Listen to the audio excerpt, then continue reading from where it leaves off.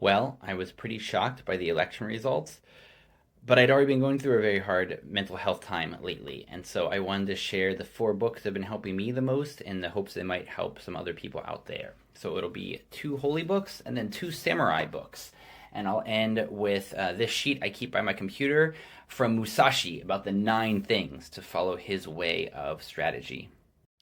The first is the Dhammapada. This is the main text of Theravada Buddhism, and it's just a tiny little thing.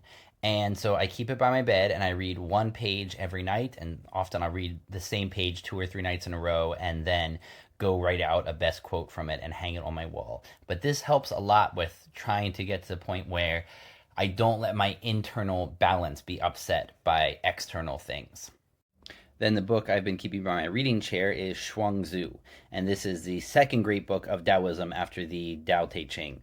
I've really found it helpful for how to act in this world and to work my butt off towards trying to make it a better place, but not be attached to the outcomes of what happens.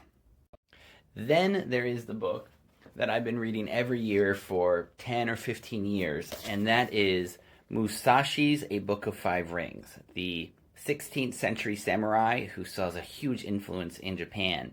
And this is his book of strategy and how to live. And it's, again, not very big. I happen to find this copy in New York. And using the 4 elements and studying nature, he took the way of the sword to a mystical path of how to do right in this world, and it is such an inspiring book. And if you like the art of war, that's more for business these days. This one is for self-growth and for, I think, doing social justice work in this world. But I've read this a lot of times.